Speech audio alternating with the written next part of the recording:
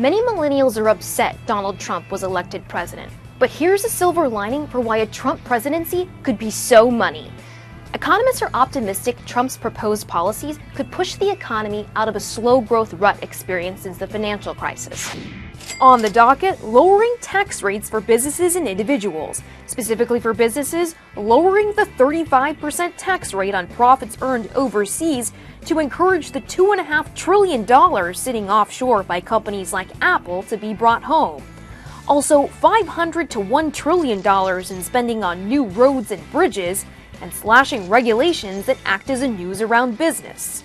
How do these policies boost the economy? The number one thing missing from the economic recovery has been business investment. Businesses have felt strangled by new regulations and the highest tax rate in the world. Trump's policies are designed to incentivize business to invest in new property, plants, and equipment. A company that's expanding its operations needs to hire more people to do the work, hence more jobs. I think Trump will come in and really make an effort to reduce regulations overall. These have hurt small to medium-sized firms significantly. As a matter of fact, we've seen that startups in the United States have been running since 2008 only at about 400,000 per year, as opposed to about the 600,000 average that we had previously. And that really hurts new job growth. Proposals to increase spending on roads and bridges aim to boost construction jobs and business for industries that supply construction. Since Republicans control both houses of Congress and share the same goals, policies should get passed, and even Democrats support infrastructure spending. Deutsche Bank U.S. Chief Economist Joe Livornia says if Trump's plan is largely enacted, the pace of economic growth could double.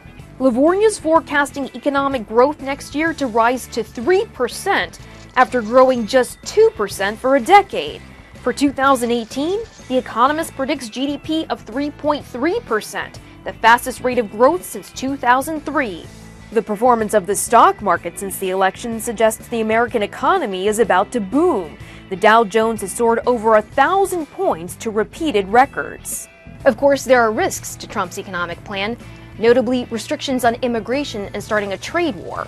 Trump has threatened to slap taxes on imports from China, something China said it would retaliate against by taxing U.S. imports. He's also said he wants to renegotiate NAFTA and withdraw from the Pacific Trade Agreement, opening the door for China to be the dominant economic player in the region, pushing out the U.S. I think there'll be a lot of concern about how far Trump will go. If he talks about throwing a 45% tariff on China, then all bets are off for any of the benefits we would get for tax reform. Trump's newly nominated Commerce Secretary Wilbur Ross says tariffs are a last resort. Tariffs are one potential ultimate tool, but really they're, for the most part, a negotiating tool to get the countries to relieve the tariff and non-tariff barriers to our trade.